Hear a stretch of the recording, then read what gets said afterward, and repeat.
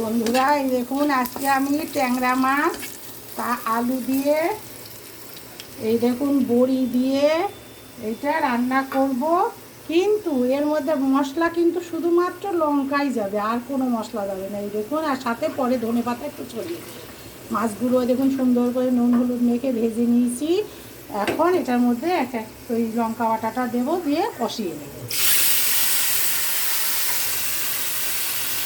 এই দেখুন এর মধ্যে যে পাকা পাকা কাঁচা লঙ্কাগুলো 4টে দিয়ে দিলাম। আর কোনো মশলা নাই কিন্তু বন্ধুরা, যেহেতু লঙ্কা বাটা দিলাম। আর এই দিয়েই রান্না করবো। এরকম করে আপনারা রান্না করে খেয়ে দেখবেন যে এই ট্যাংরা মাছের কী অসাধারণ টেস্ট আসে। মাছের স্বাদ পাবেন, ঝোলের স্বাদ পাবেন, সাথে পরে শুধু একটু ধনেপাতা ছড়িয়ে দেবেন। এবার জল ফুটিয়ে রেখেছি, সেই জলটা এই মায়ের মধ্যে ঢেলে দেবো। এই যে দেখুন ঝোল টকপক করে ফুটছে। এখন আমি এর মধ্যে মাছগুলো যে ভেজে রেখেছি দিয়ে দিব।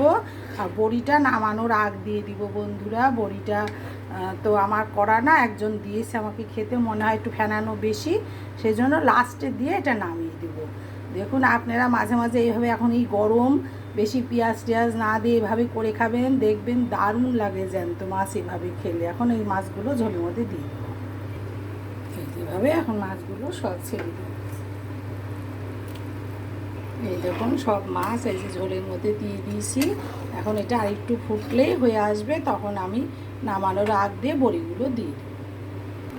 এই যে দেখুন বন্ধুরা ঝোলটা কত সুন্দর, কত মনোরম হয়েছে। আর আপনারা হয়তো ভাবছেন ঝোলটা শুধু লঙ্কা বাটা আর কাঁচা লঙ্কা দিয়ে এরকম ঘন হলো কী করে। এই সামান্য একটু চালের গুঁড়ি দিয়ে দেবেন নামানোর আগ দিয়ে। আমি যেটা দিয়ে দিয়েছি, এই দেখুন বড়িগুলো দিয়ে দিয়েছি সব। এই যে বড়িগুলো সব দিয়ে দিয়েছি। এবার এটা নামিয়ে দেবো, দিয়ে ধনেপাতা ছড়িয়ে দেবো। দেখুন আমি এই যে সার্ভ করে দিয়েছি আমার ট্যাংরা মাছের ঝাল, আলু, বড়ি, তারপরে আপনার এই যে ধনেপাতা দিয়ে, আর শুধুমাত্র লঙ্কা, পাকা লঙ্কা আর লঙ্কা বাটা দিয়ে করেছি। যে দেখুন কি মনোরম হয়েছে বন্ধুরা। যদি ভালো লাগে অবশ্যই আমার সাথে থাকবেন, লাইক শেয়ার কমেন্ট করবেন। মঞ্জুরি ঘোতে যে ইউটিউবে যে মঞ্জুরি ঘোর চ্যানেলে যে সাবস্ক্রাইব করবেন, লাইক শেয়ার কমেন্ট করবেন। আর ফেসবুক থেকে দেখলে মীরা রসুই ঘরে যে ফলো করবেন। আর অনেক অনেক লাইক শেয়ার কমেন্ট চাই আপনাদের বন্ধুরা, না হলে আমরা কি করে এক পরিবারের সদস্য হলাম, এটাই আপনাদের কাছে আমার অনুরোধ। তো আজকের মতো টাটা, সবাই ভালো থাকবেন। আবারও টাটা, বাই বাই।